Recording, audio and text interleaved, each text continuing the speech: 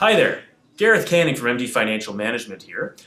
Just want to take a few moments to talk to you about some of the financial planning implications around incorporating your medical practice and what you need to be aware of as you look to this option to benefit your personal finances. When it comes to incorporating your medical practice, there's typically one major benefit that we look to, and that's tax deferral.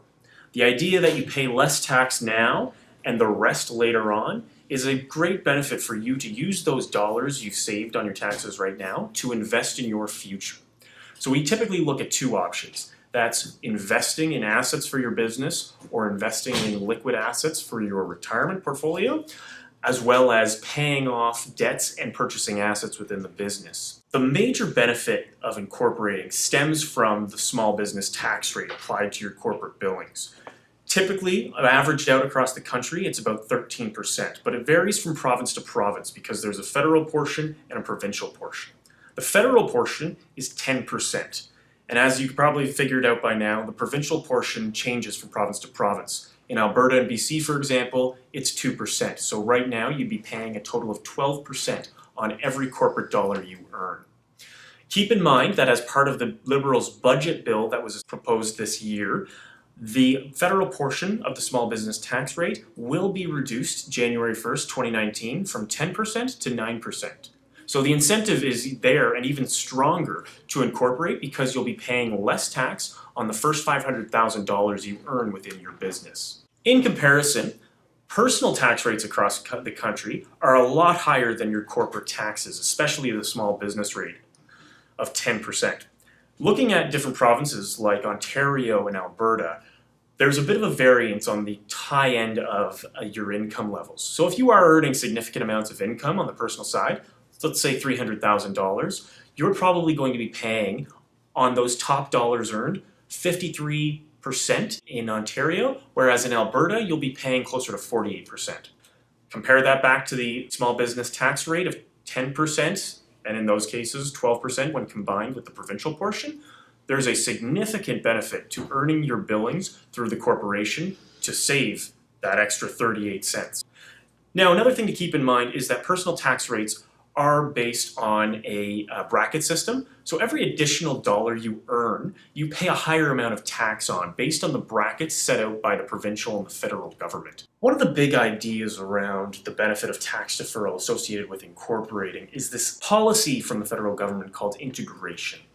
What this means is no matter how you're structured, in the end, you will always pay the same amount of taxes. So to go a bit deeper into that, we'll use a little example of a physician who's earning $300,000 a year in billings. If you're unincorporated in that situation, you're probably going to be paying about half your income in personal taxes based on the personal income tax rates in your province.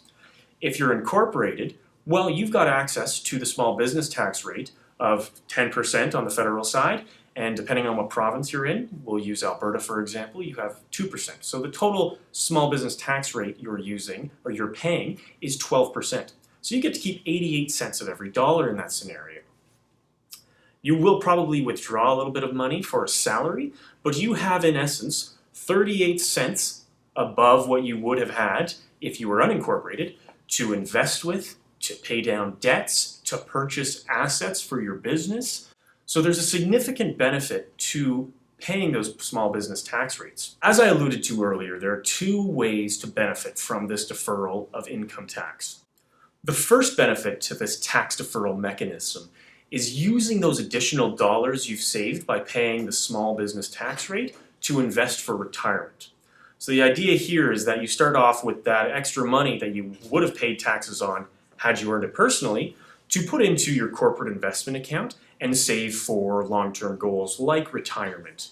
Another benefit would be the payment of debts or purchasing of business assets. So if you did have to take a commercial loan to finance your property investment for your clinic or perhaps a buy-in to a group setting, using your corporate dollars to pay off that debt is better off, again, because you have more money starting out to pay those debts than you would if you had earned those in your personal hands. The big benefit from a financial planning perspective around incorporating your medical practice stems from that tax deferral mechanism.